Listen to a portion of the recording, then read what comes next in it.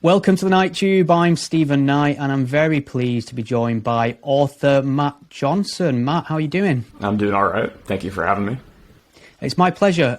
I've just finished reading your excellent book on a hero of mine, really. Christopher Hitchens is integral to the writing that you put out. The title of the book, and I want to make sure I get this in full, How Hitchens Can Save the Left, Rediscovering Fearless Liberalism in an Age of Counter-Enlightenment. So there's a lot in there. Bit of a mouthful. Yeah, but it really, them words really speak to me. To me in a number of ways. And reading through your book as well, what struck me, and I mean this entirely as a compliment, is that it wasn't what I expected at all. It feels to me like that book and how you've covered it, the issues of free speech, foreign policy, the current climate, the rise of Trump, the rise of Corbyn, Ukraine, Russia, feels like you could have just published that in its own right without linking it to Christopher Hitchens. But I am glad you did, like I say, because I'm a huge fan of Hitch. So why did you choose Christopher Hitchens as the linchpin to bring all these things together in your book? Well, I've been thinking about Hitchens for a long time. I first started reading to him and listening to him early in college, so my freshman year, which was 2007. And I was just fascinated by this acerbic British former socialist who was defending the war in Iraq. So I sort of discovered his anti-God stuff and his political stuff at the same time. But I've always found him consistent in ways that other public intellectuals aren't, and consistently, I would say, aligned with the liberal values that I've always embraced and looked to. He's such an eloquent champion of Enlightenment principles, like individualism and the primacy of free speech and anti-authoritarianism. And I think those are all principles that are all the more relevant today.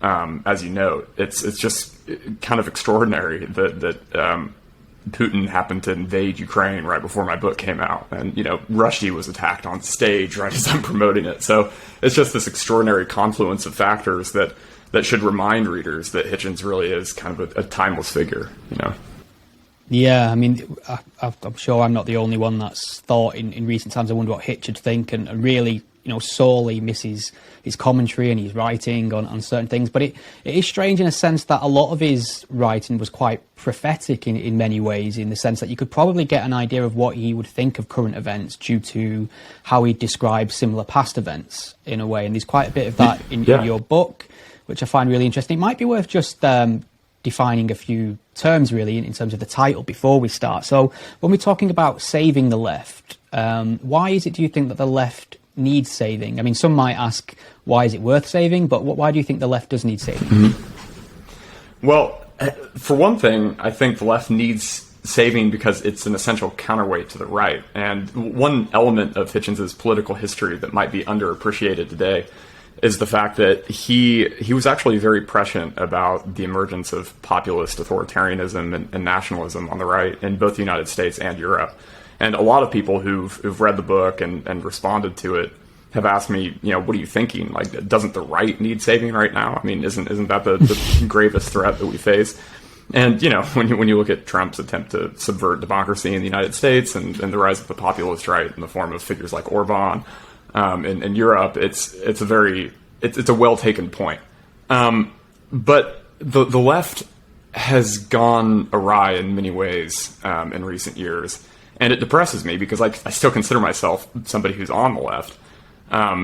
But it's just, you can't respond to the authoritarianism and the identitarianism of a figure like Trump with your own version of authoritarianism and identitarianism. And on the left, there are just these weird tendencies that have become more and more prominent and alarming in recent years, like the willingness to suppress speech, for example. I hate to bring up some of the episodes on campus from a few years ago with Christina Hoff Sommers and Milo Yiannopoulos and all these figures, because it sometimes seems like old news to me.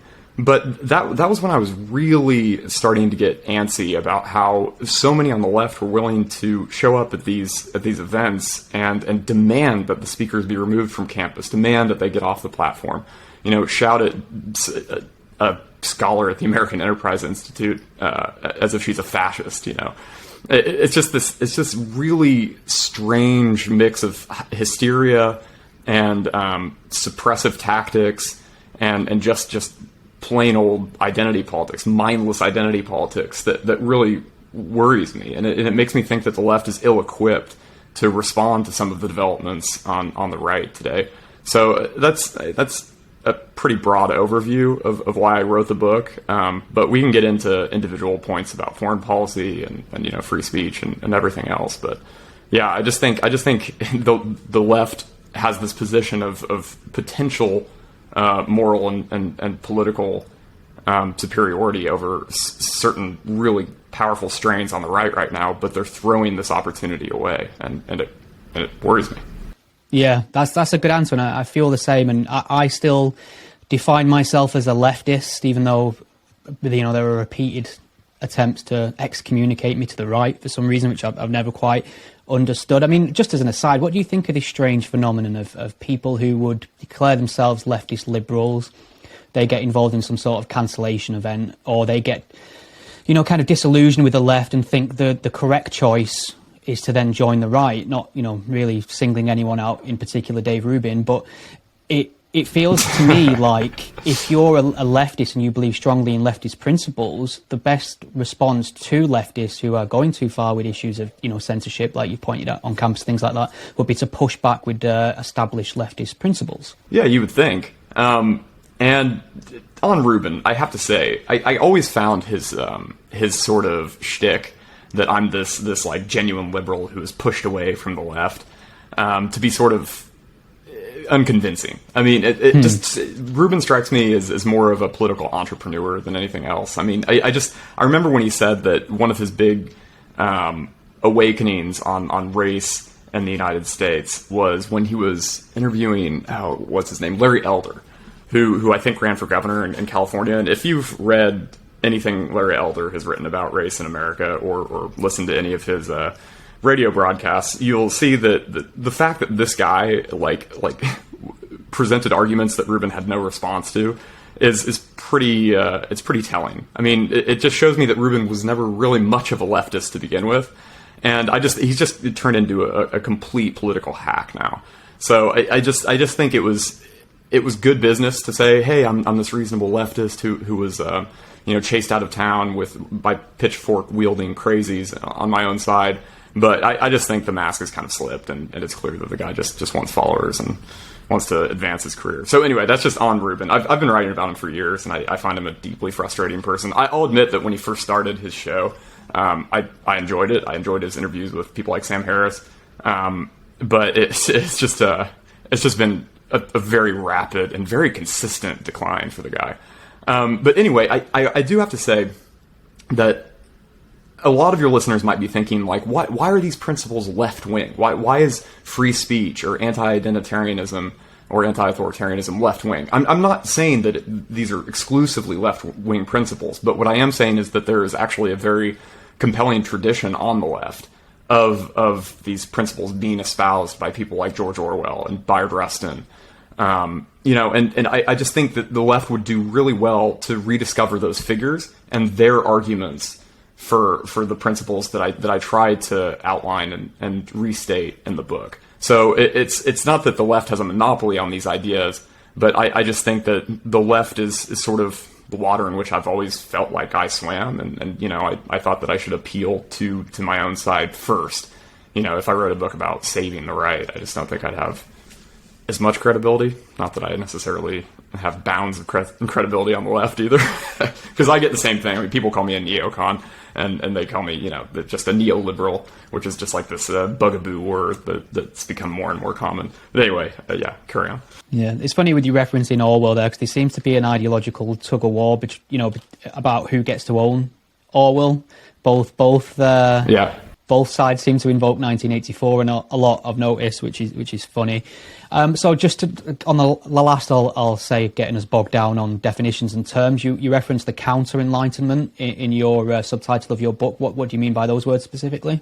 So it would be a combination of the stuff that I was just discussing on the right, the anti-democratic sentiment, the really the really ugly sort of like rejection of America's traditional role in the world, or the role that I've always embraced, which is the idea that the United States should try to build a functioning international society, governed by the rule of law, which observes democratic principles and things like that. I mean, this is something on the right now that has become really anathema. I mean, you look at Tucker Carlson's nightly broadcasts, and you have somebody who's just like calling for the Lindberghian isolationism of yesteryear, and I find it really alarming. So that's kind of on the right. And then the anti-Enlightenment stuff on the left would be figures like Robin DiAngelo coming out and saying, individualism is this Western concept that isn't actually shared by everybody,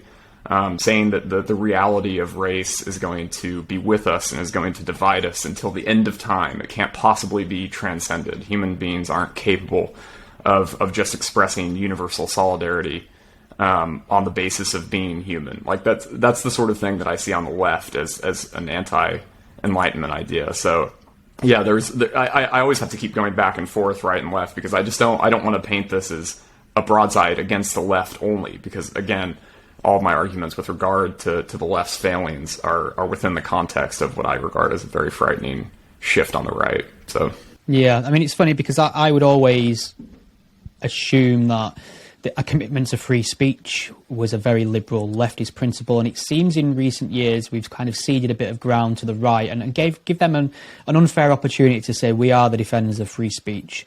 We are the people who are defending the right to open discussion and platforming quote-unquote controversial speakers. However, is there not a slight element to this of where people are only sort of really in support of free speech when they are winning? And I think we saw how quickly that came unravelled when Trump was elected out of the White House. The right seemed very aggressively anti-free speech. Even I mean, you make some great points in your book about how anti-free speech Trump was in many ways. Obviously, he was trying to get books about him banned. He was trying to regulate the press in many ways. He wanted to make it illegal to burn an American flag, things like that. How can the right then, in that sense, who champion this idea of freedom of expression or claim to be sort of First Amendment absolutist, can vote for a man like that? I mean, I just think that the hypocrisy on the right is a feature of American politics it's so ingrained now, and it's become so much worse since the 90s that we just have to face it as kind of a force in its own right. I mean, the right used to claim the moral high ground on issues like abortion, for example, or just traditional values. And then you have 80% of American evangelicals voting for Trump, and this is just the sort of thing that has become so common and so depressing in American politics recently, is just this like high decibel hypocrisy. So the fact that the right claims to be championing free speech while Trump wants to strengthen libel laws so people can't trash his books, and wants to imprison people for burning the American flag. And wants to do other things that should violate anybody's commitment to the First Amendment, like he wanted to surveil mosques in the United States, for example. It's just a really horrifying and yes, hypocritical move for the right to make to defend this guy and then say, yeah, we're the ones who are defending the liberal values like free speech. I mean, it's like you said, it's just hypocrisy. There's no, I don't think there's a way to square the circle. For sure. I've noticed in your book as well, you reference a number of Hitchens' critics. Among them, I think, is it Richard Seymour, his name, the guy who wrote the book Unhitched? Yeah. Did you read that book in full at all? Oh, I sure did. Unhitched, the trial of Christopher Hitchens, yeah. Yeah, and I read that when it first came out years ago. I can't remember much of it apart from this one passage that, I mean, people would regurgitate this quote and attribute it to Hitch, word to the effect of he wouldn't care if Iran was wiped off the face of the earth. And that would be attributed to Hitch all the time, and it'd pop up in message forums, opinion pieces, things like that. And when I tried to find a primary source for it, I'd always come back to this book, Unhitched by Seymour, and the footnote for the source of that quote was Tariq Ali, one of Hitchens' old debating partners. But I reached out to him by email just to ask him where he'd heard that Hitchens say that, assuming it must have been said in a debate. He said that he actually heard it from somebody in a venue that had been at a Hitchens debate the week before in the same venue. So it was like that quote was attributed to Hitchens because somebody had heard it from somebody else who had claimed to have heard it from Christopher Hitchens. I don't know if you've ever seen this quote about around, but it's tremendous. pretty like genocidally in nature. So, I mean, that I noticed that about that book. Did you find that book to be particularly worth your time? No, I mean, I can't recommend it wholeheartedly. It's the theme of the book is the idea that Hitchens was just this closet imperialist and right-winger his entire life. So then, of course, Seymour reads into Hitchens' previous positions elements of this narrative. So Hitchens' support for Margaret Thatcher's campaign to retake the Falklands from the junta in Argentina is actually just evidence of his desperate desire for England to reconstitute its naval authority around the world and restore the British Empire. As I put it in the book, he never makes a strong case that Hitchens was a closet right-winger, and actually some of the quotes that he cites in the book, there's a gentleman who worked with Hitchens at The Nation who said, he had a tendency to develop these profound emotional attachments to what he said were third world groups. That's how he put it. And then he referenced the Kurds. I just think calling the Kurds a third world group is kind of insulting to begin with. But anyway, he said, this blinded him to the reality of America's wars. That's what the guy said. And Seymour would quote people saying things like that in the book. But that, even if that is insulting and condescending toward Hitchens, it certainly isn't evidence that he was a closet right-winger. I mean, what it shows is that his support for the Iraq War, for example, actually did stem from his desire to see universal human rights upheld in places like Iraqi Kurdistan, and just his solidarity with the Kurds, which he expressed for many, many years, and he expressed before 9/11 and before the war in Iraq. So there are a lot of examples like that from the book where what Seymour is arguing actually ends up making the opposite case. So the one that comes to mind is the Falklands, where he actually spends 2 pages explaining why Hitchens was exactly right, that supporting the British effort to recapture the Falkland Islands from the junta would lead to the junta's collapse and the reestablishment of democracy in Argentina. And he pretty much just says that's exactly what happened. And then he just goes back to his narrative and says, but it's really because Hitchens wants British imperial power restored. But there's no quote. He doesn't cite some quote that would demonstrate that Hitchens said that. He doesn't pull something out of a Harper's article from the time and demonstrate that that's what was actually on Hitchens' mind. So it's just, the book and it's also, the prose is just rotund with unnecessary, words that aren't even, they're not even like artfully deployed. I mean, Hitchens was a very eloquent writer who forced me to pick up the dictionary often, but Seymour, who blogs at the site called Lenin's Tomb, I think. Seymour is just such an exhausting writer. So the book's like 100 pages long, but it felt like it was 500 pages long. All right, well, yeah, that is not really a glowing endorsement of that book for anyone who was considering picking it up, for sure. Maybe it'd be worth just focusing on sort of Salman Rushdie's fatwa and the satanic verses. That played a huge role in Hitchens' life and career and output. I think there's an entire chapter dedicated to that in Hitch 22. How much of what happened to Salman Rushdie informed Hitchens' politics and actions and writing and worldview? I think it was a really fundamental event in Hitchens' political evolution. It was such a glaring example of how quickly Western liberal democratic societies will capitulate to demands to squelch speech and demands to sacrifice our most cherished and fundamental principles. So I just think, what really alarms me about the Rushdie Affair, as it's often called, and what alarmed Hitchens is the fact that it demonstrates how easy it is for a threat from the outside, for outside authoritarianism, to undermine all these values. I mean, is it possible today to imagine somebody putting on a play on Broadway like the Book of Mormon, but with Islam? I mean, is that conceivable? I don't think so. I mean, I think we've internalized the fatwa, as Kenan Malik put it in his really excellent book, From Fatwa to Jihad.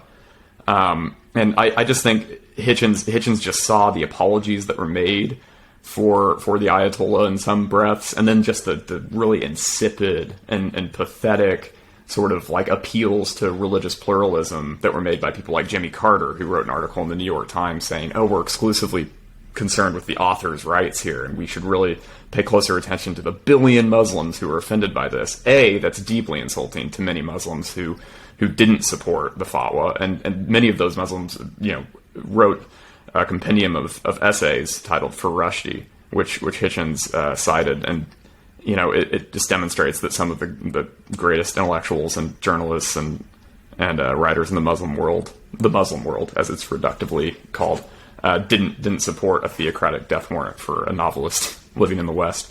But anyway, yeah, I just think, and that's kind of the theme of the First Amendment chapter in the book is the power of self-censorship, because we don't in the West face state censorship, like people would have faced in the Soviet Union, or like people face in Burma or North Korea today. So when in 2009, when a book came out published by Yale University Press, I believe, called The Cartoons That Shook the World, yet again, they refused to publish the pictures. They wouldn't publish the pictures that the book was supposed to be about. I mean, it's just like, as Hitchens would say, it's crying before you've been hurt in many cases. But in other cases, it's very real intimidation and very real violence having real consequences in the world. I mean, the Rushdie, the publication of the Satanic Verses did lead to riots in which dozens of people were killed around the world. I mean, in Pakistan and in India, and Rushdie's translators were assassinated, or people tried to assassinate them in certain cases. So it's just, it's a reminder that you have to be vigilant when it comes to values like free speech, and that there will always be people out there willing to hold those values hostage. It almost feels depressing in a sense that, I mean, we're talking about this many years after Hitchens has left us. However, very recently, last year, in fact, someone did finally catch up with Salman Rushdie and inflict, potentially lethal injuries. Thankfully, he did survive, but obviously he's going to have life-changing injuries as a result. And it feels to me like the needle's not really moved on this collision we're having with the, quote-unquote Muslim world and the issue of freedom of expression, the right to criticise religion. Do you feel there is any hope in this sense, or do you think we have completely given up our right to do this now? I mean, it's just difficult to say. I think all of the signs point toward a pretty dismal conclusion right now. I do think that the ways in which intellectuals will change the subject when the threat of violence regarding free speech comes up. I mean, this is something I wrote about in the book. After the Charlie Hebdo massacre, I mean, there were people like Glenn Greenwald who published an article in The Intercept with a bunch of anti-Semitic images. And he said, this is demonstrating the point. If you're offended by this, I'm just demonstrating the point that we are very selective about the forms of free speech that we celebrate and cherish and promote in the West. And he inadvertently proved one of my core points and one of Hitchens's points, because the offices of The Intercept weren't bombed by Jewish fanatics. I mean, Jewish, machine gun wielding Jews didn't step in there and gun anybody down. They didn't threaten anybody. So what was the point he was making? He was trying to say that we're a bit more sensitive about Islamic terrorism and threats to free expression. But we have good reasons for being more sensitive toward this particular faith, which is causing a lot more chaos in the world than Judaism at the moment. So it's just, I just think it's remarkable that's the direction he took it, is this really squalid and ugly sort of like stunt where he publishes, and the images he published were of course grotesque, and he admits that they're grotesque, and that's the whole point. But I mean, he was perfectly able to do it, and nobody got hurt. So Charlie Hebdo should have been perfectly able to publish what it wanted about Islam, And Charlie Hebdo is sort of an equal opportunity offender when it comes to religion. And I don't know if Greenwald understands this, but they attack Christianity, they attack other faiths. It's not just a myopic focus on Islam. So anyway, it's that sort of thing. You'll always get these weird, cringing either apologies or deviations from the main point when these threats rear their ugly heads. And Greenwald's a very influential guy, and if there's another big attack like this, he'll probably do the same thing. And I don't know, it worries me. Yeah, I mean, there's something to be said for this idea of the press showing the cartoons that are involved at the centre of these acts of violence. Obviously, as Hitchens pointed out, and you note in your book that the cartoons were the story, and to not show them is a bit of a failure in the duty of the press. However, would it be more helpful perhaps if they were just more honest about the reasons they're not showing it? I mean, they'll bring up this idea of not wanting to cause offence to the Muslim community, etc. But they're scared of violent reprisals, I suppose, and they are probably wise to feel that way. So would it be more helpful if more people simply just said, I'm not going to engage with that, I'm not going to show that because I'm scared for my own safety? Would that move the conversation forward a bit more? You would hope so. I'm not sure that it would. There's actually an episode I mentioned in the book where Hitchens went on CNN to discuss the Jyllands-Posten cartoons and the whole Danish cartoon conflagration.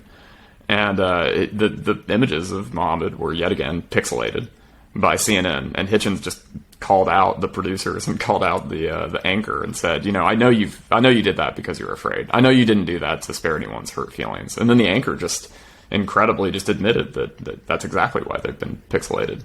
But that's, I think the CEO of B. Dalton, I think it was, during the Rushdie fatwa, just said, it's a real shame that this foreign head of state is able to hold hostage our most cherished First Amendment principle. I mean, he admitted it as well. He said it is just a fear-based response that we have here. And I do have to say, I have a lot of sympathy for a publisher or for a bookstore owner who is worried about their employees and worried about their, that's a perfectly humane and reasonable reaction to a threat from a foreign head of state. But, it's just one of those lines that I don't think a liberal society can allow to be crossed. And we have allowed it to be crossed in this case. I worry sometimes that when we're a few years on from the attacks in Paris and we're a few years on from Charlie Hebdo, and despite some really horrific things that have happened recently, like the beheading of Samuel Paty and other attacks, it probably seems to many people like focusing on Islamic terror is some sort of exercise in point missing. Like why are you focused on this in the first place? And I would say just a couple of things. I mean, people might have forgotten that Trump actually spent a whole lot of time focusing on Islam in 2015 and 2016. This was right after the San Bernardino attacks in the United States, and it's when Trump called for a complete and total shutdown of all Muslims entering the country, and it's when he was calling for the surveillance of mosques and all these other things. And this is something that Hitchens observed frequently, that right-wing demagogues in Europe and the United States will use the specter of Islam as a way to scare people, as a way to make their political road a little easier to traverse. And I think that's something we should always bear in mind, that when we're not honest about these things, when we can't use the word Islam or we can't use the word Quran to explain some of these actions, then there are unscrupulous people in the world who will do that. And when they do that, then it looks like the polite liberals are obfuscating and lying, and then the alt-right nut jobs look like they're correct and honest.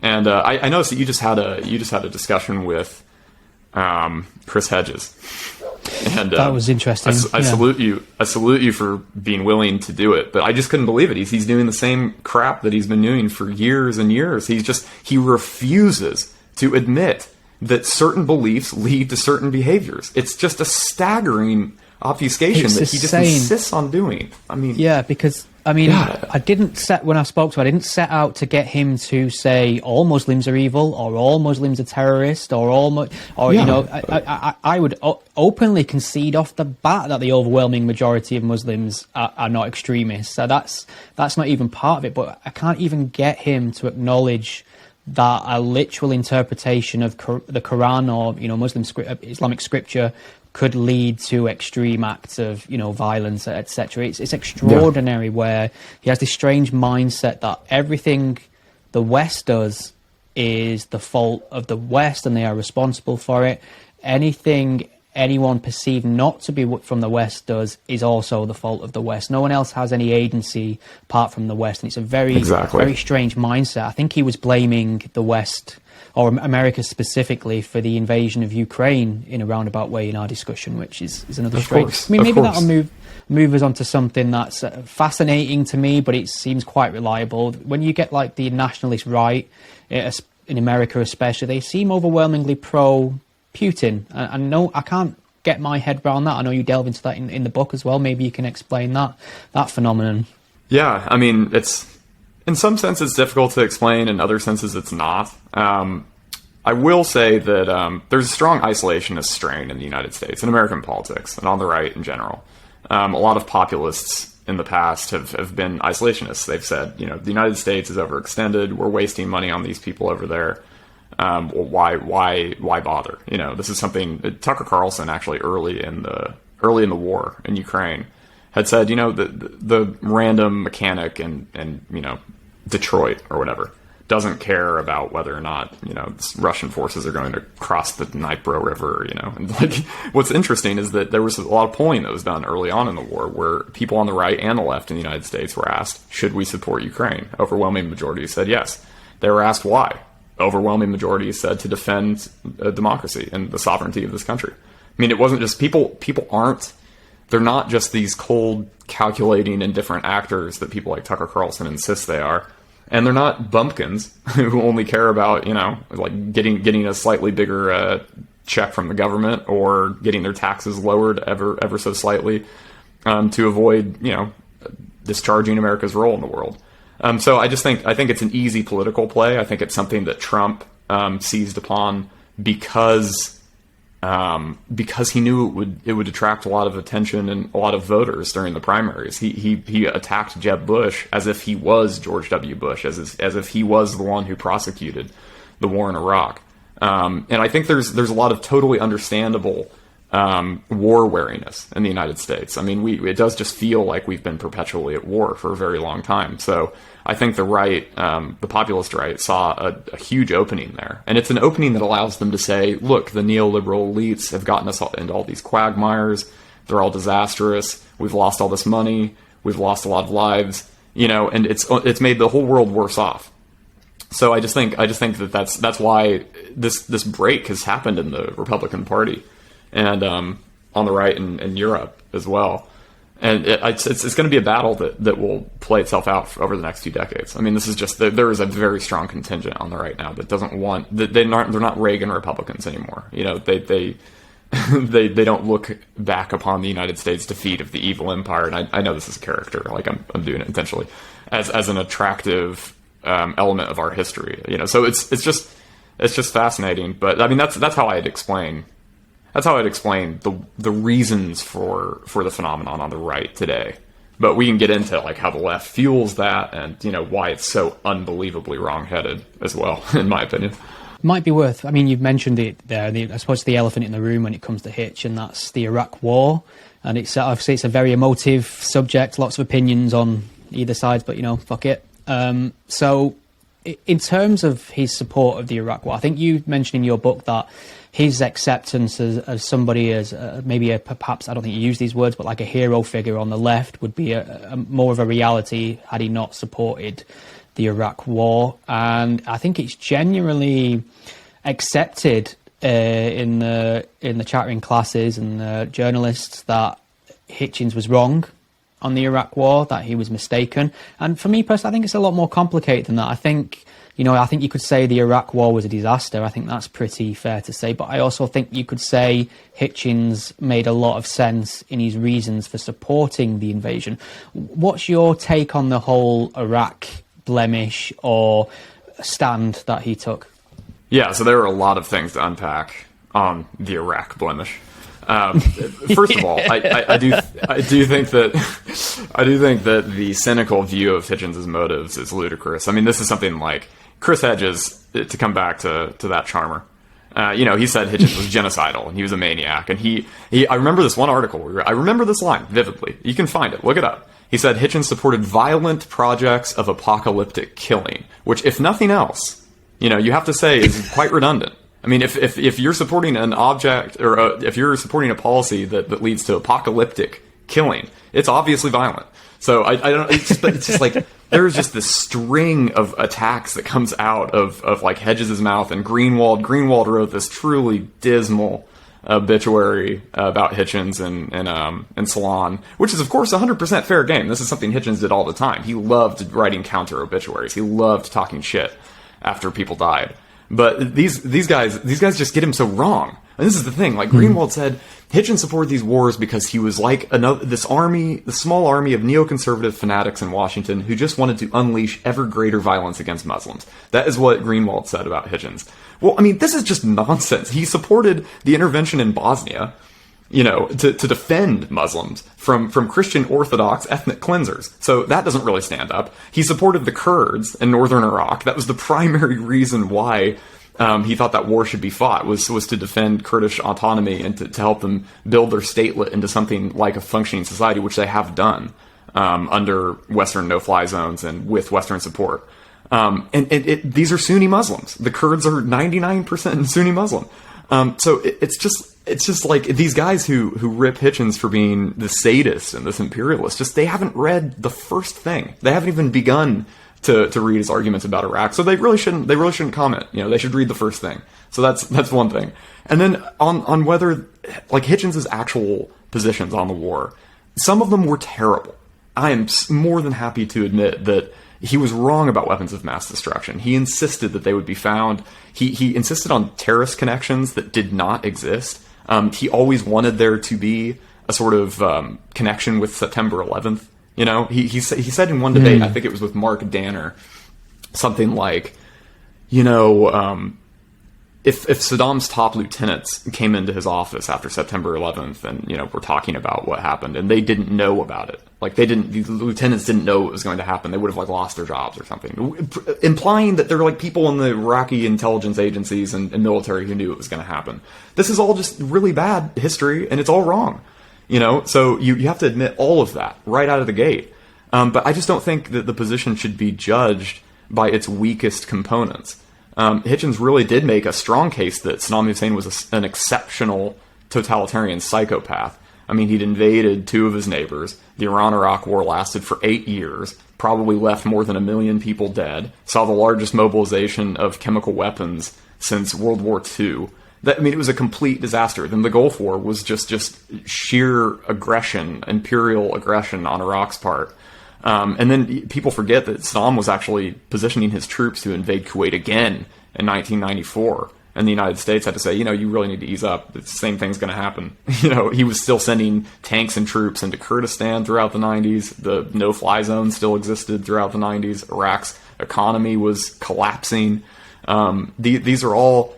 And none of this, to be honest, you can make all of these acknowledgments and still be fervently opposed to the war. One of my core points in the book is that the war has undermined humanitarian interventionism in general. I mean, now any time the United States tries to do anything, people start screaming, it's going to be another Iraq. It'll be another Iraq. That's one of the reasons why Obama wanted out of Libya pretty much immediately after we got involved. And he later said that the collapse of the country was his biggest mistake as president. So I just think that Hitchens didn't appreciate that consequence either. I don't think he appreciated just how harmful this would be. It was very harmful to NATO. It split NATO in half right after we had all the support for the intervention in Afghanistan. So yeah, that's a rundown, probably a little bit more than you were hoping for. So sorry if that was verbose, but yeah, it's just, this is an issue that, and it's such a source of cynicism. It's the sort of thing that people on the populist left and the populist right can point to and say, look, you know, all of these neoliberal elites are just, they failed you. They failed you over and over again. Look at Iraq, you know. So I think it's still very salient today. No, I mean, thank you for that. I was very happy just to let you run through that minefield of Iraq while I observed from the safety. It's a blast. I mean, no, I barely have any platform anyway, so it's not a big deal. But when people do find my stuff, you know, it's neocon. Like, you're a neocon, you're a neoliberal. It's all the same shit. I mean, being called a neocon is like part of my job description now. You know, so Hitchens actually had a funny story where I think he wrote a book or an article for an Italian publication, and it was something nuanced about neoconservatism, and like the title said something about neoconservatism, and they translated it to why I am a neoconservative, and he just let it ride. Yeah. Okay, well, I suppose, I mean, a lot of people will, I mean, you make this great point in your book that most people would have come to Hitchens through his prolific debating on YouTube, and his zingers and his hitch slaps and things like that, and perhaps maybe not bothered to read a lot of his work, books, articles, etc. And I think a lot of people mainly know him for the God stuff, but he did give us quite a fair bit of his viewpoint on identity politics, for example, and, you know, specifically in Letters to a Young Contrarian, you know, standpoint epistemology, things like that. And it seems like in 2023 we are right in the middle of this massive resurgence of identity politics. It feels like it's absolutely everywhere. This idea of, you know, lived experience is championed, standpoint epistemology. What can we learn about Christopher Hitchens' output on these topics, which might inform how he would think about identity politics in 2023?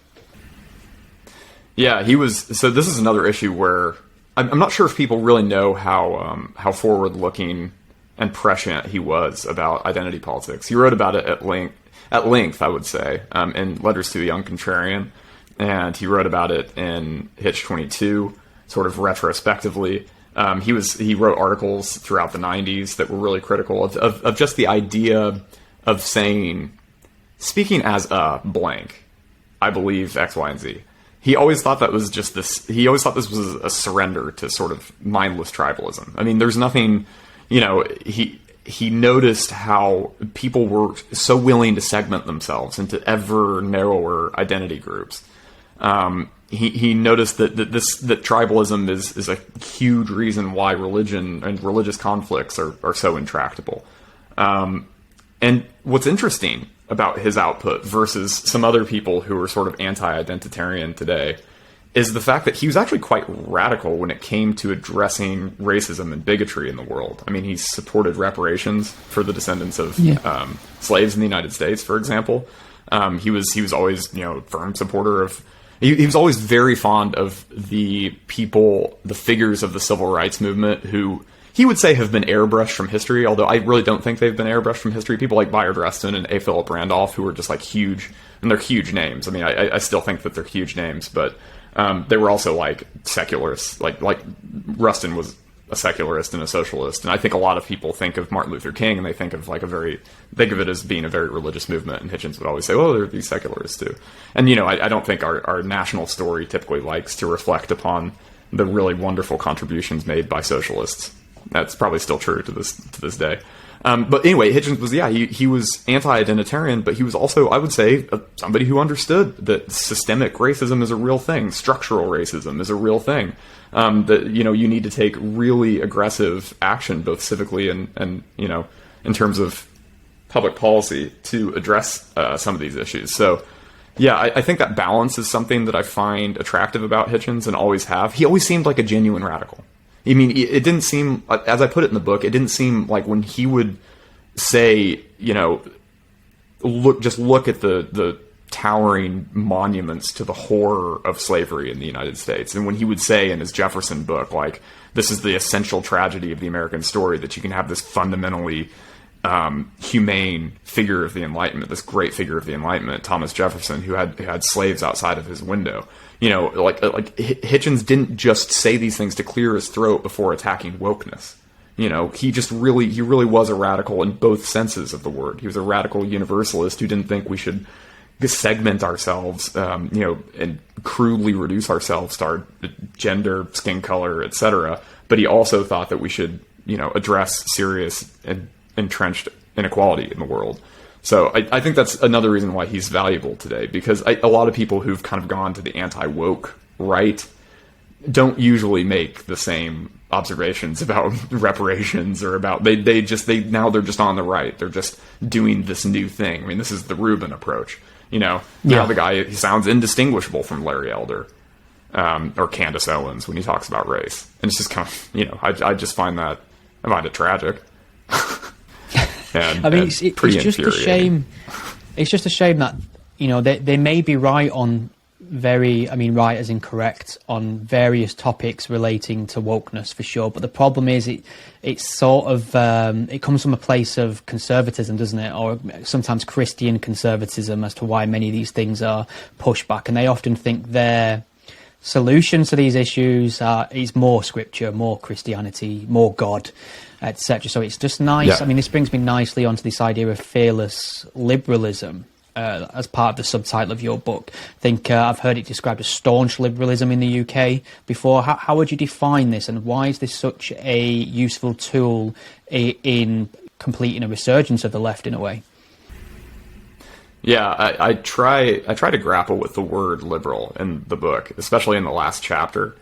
And I mentioned that Hitchens always used to despise the word. I mean, he really, not even until probably his last decade would he affirmatively have declared himself a liberal.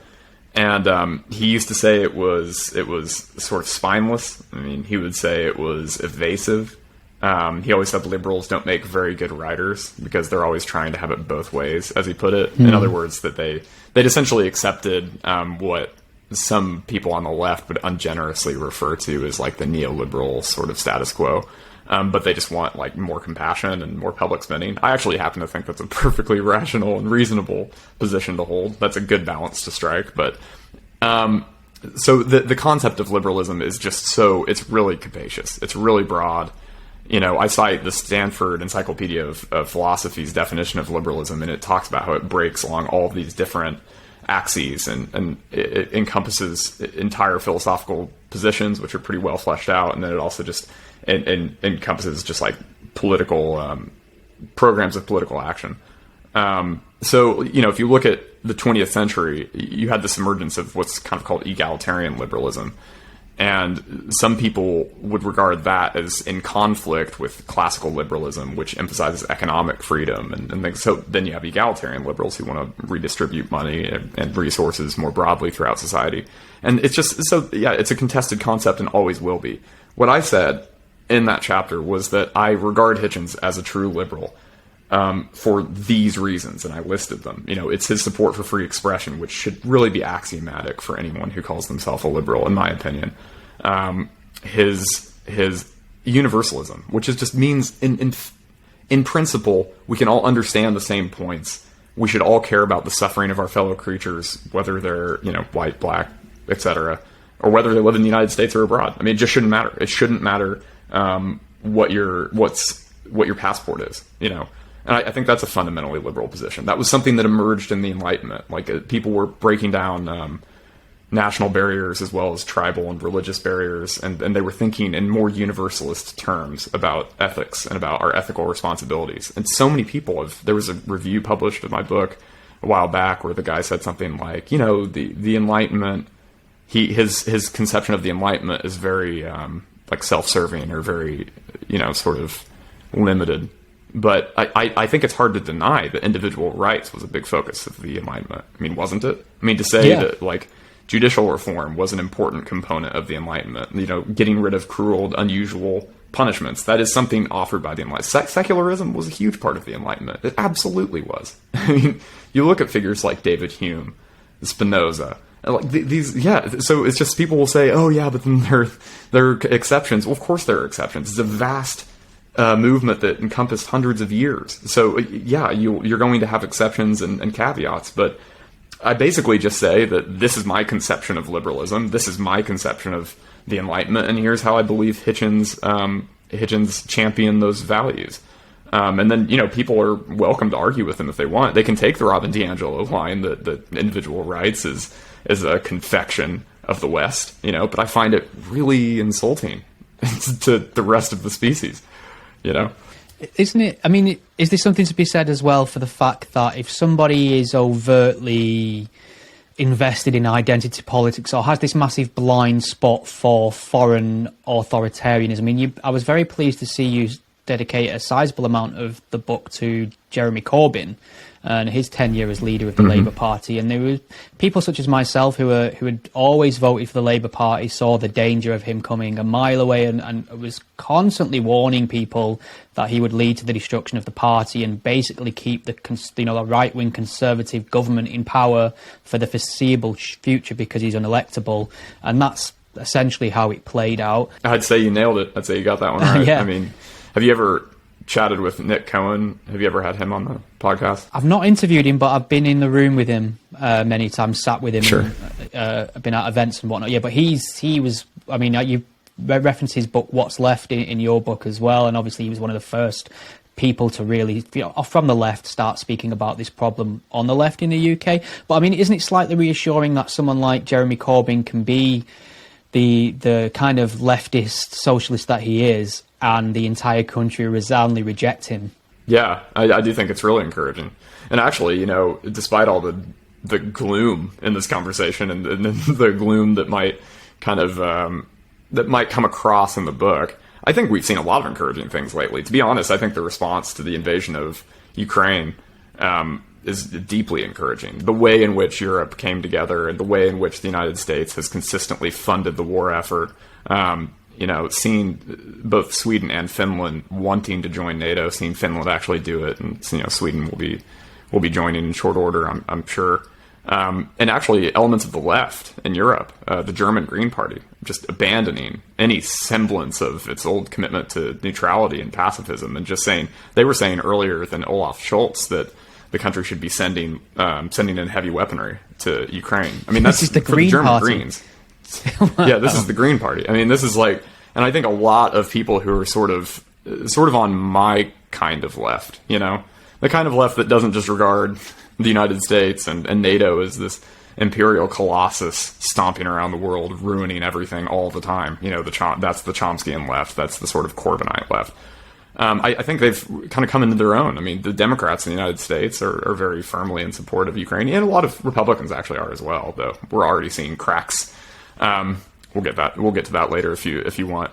But yeah, it's very encouraging to see Corbyn just get absolutely trounced. And I mean, guys like you and Nick Cohen sure have a big "I told you so" to hold over the left. I read Ben Burgess's book about Hitchens, and at one point he just lamented the fact that Hitchens wouldn't have supported one of the most important figures in the revival of the socialist left around the world, and that figure is Jeremy Corbyn.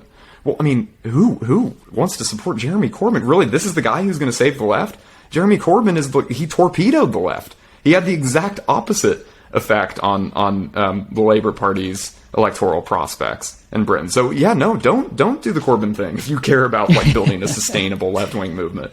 I mean, and people would always call him sort of the British Sanders or vice versa. Sanders, the American Corbyn. I do have to say, I think that's unfair. Sanders I think he's a much more principled guy than Corbyn.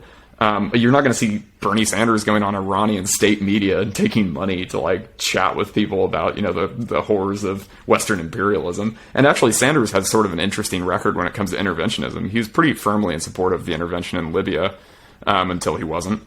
And he also supported the intervention in Kosovo. And he just did it for the reasons that any leftist would have done it, which is, people were being killed, innocent people were being slaughtered, and we have the power to prevent it, so we should.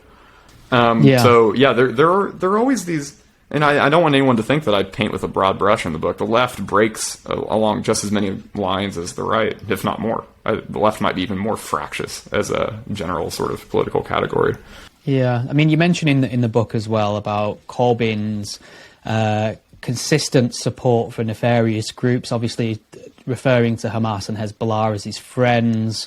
He'd seemingly break bread with any sort of anti-West crank he could find. Definitely. And that was a massive red flag for me, obviously. But to play devil's advocate, a lot of his supporters will say, well, you only make progress by speaking to people on the, quote unquote, other side. How are we ever going to find common ground unless we sit down and discuss things with our enemies in that sense? Do you buy that argument in the sense of what Corbyn was doing?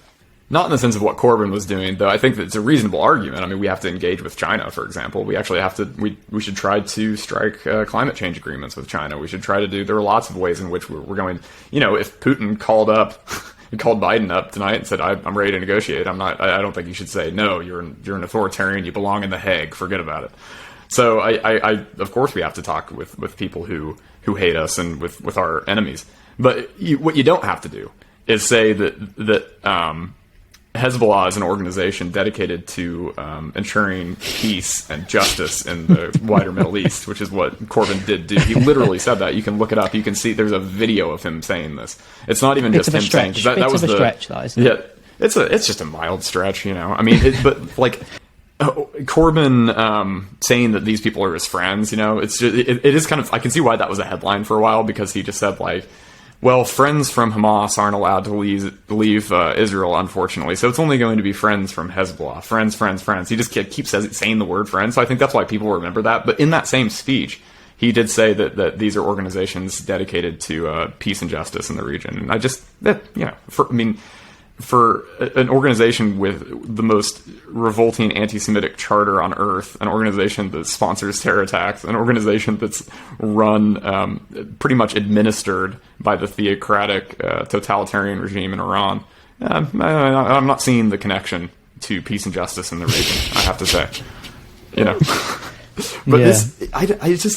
It's so alarming to see the left and the right converge on this point. It is really worrying to me to see Tucker Carlson say, it's not Putin that we should be worried about. It's the deep state. Trump recently gave a speech where he said, like, there's this lie floating around in Washington that Putin is our greatest adversary. He's like, that's not the case. Our greatest adversary is ourselves, And there's just this masochism. One of Hitchens' most oft used words was masochism, because he saw it on the left in such great abundance, and I just think it's this like really troubling cultural phenomenon, political phenomenon. It's just not going away. It just seems to get worse all the time. Yeah, and I think I said at the start, I really miss the idea of having, not having Hitch rather is feels like a massive loss in this day and age for sure. It's really strange actually, because you are open to pointing out in your book that you agreed with a lot of his things. You pointed out where you think he got things wrong, and I'm very much the same in a lot of his output. Sometimes I agree, sometimes I don't. And the funny thing is, the political stuff never bothered me so much, but I felt personally targeted when he said he wasn't a fan of puns. That's where he let me down on a personal level. I don't know where you are on the art of punning, but Christopher Hitchens not a fan apparently. Yeah, I know. He said he wasn't a fan of sci-fi too, which I find pretty horrifying. Did you ever read that bit? Yeah, I kind of wonder, because I always feel like 1984 is kind of sci-fi in a way. I mean, it's really got some That's always my argument. Sci-fi elements. Well, it's set in the future. There's, technological advancements, screens on the wall, things like that wouldn't have existed at the time. It's definitely science fiction. I think it counts. Yeah. And he was also, limericks over puns. I think he's a big limerick guy. I don't know. I think limericks are a bit much. They seem Victorian to me. It seems like something like if I was at a party like having a beer with somebody and then I like dropped a limerick on them, I think they'd kind of be like, "Oh, get out!" I didn't know it was high tea with like this Victorian dandy. Like I don't know. I just think it's weird. So yeah, I definitely, it's pretty unforgivable. I mean, his "Why Women Aren't Funny" essay, not stellar, not my favorite. I get what he was doing. I think it was kind of an attempt to be like Mencken-esque, or like it was really tongue in cheek. But at the same time, it's like you kind of can't get around the core point, which is like the idea that women don't have to be funny because we already find them attractive, whereas like men have to work to make ourselves attractive. So that's the only. But I don't know. I don't know how many men he's talked to or how many jokes he's heard from his fellow males. But we clearly don't have to be funny either. There are a lot of extremely unfunny men. So yeah, I don't know. It was always worth reading and watching, whether you agreed or not. Always entertaining, always informative, I suppose. But Matt, like I say, I really enjoyed the book, and I'll be recommending it to people because, like I say, it's not. I think a lot of people may be going into this who haven't got any love for Hitchens or are not familiar with him, may be forgiven for thinking it's all about Hitchens, and I think it stands in its own right in your analysis of the current climate and even the analysis of free speech controversies gone by and the political landscape. So there's a lot in there for people who just want a good primer on sort of Enlightenment principles, free speech, past and present. So yeah, thank you very much. I really enjoyed it. Yeah, thanks a lot, man. I mean, I'm glad you enjoyed the book, and I hope it actually does cause some people to pick up some of Hitchens' books. One thing I do note in the book is that I've seen this profusion of Hitchens videos on YouTube, which was obviously taking place when he was still alive, and a lot of them have these like thundering titles like Hitchens destroys his opponent over X, Y, or Z. And I sometimes worry that those people haven't actually like read all that much Hitchens, and I'm always like, yeah, it's my great. That's the thing that sucks about writing about Hitchens, is that he's just such a fantastically articulate and brutally effective communicator that you're always kind of tempted to just pick up the real deal. So the fact that you think the book stands on its own merits does mean a lot in that context. Absolutely. The YouTube thumbnail game's funny. I'm rubbish at it. The people, you can tell they have to have a kind of explosive or controversial title to get opinions, and I'm terrible at it. I mean, when this goes out, it'll be Stephen Knight interviews Matt Johnson about his book. That'll be it. Yeah. That'll be it. I think it'll age better. Yeah, that is true. Just say maybe we should invent some controversy in order to get more eyes on this for the thumbnail. Like, Matt Johnson says Hitchens was right on Iraq. And I could just Photoshop a few explosions in the background and things like that. Yeah. We'll play the YouTube. No, only kidding. We're fine. But Matt, are you on social media at all? Are you stupid enough to be on Twitter? Unfortunately, yes, I am on Twitter.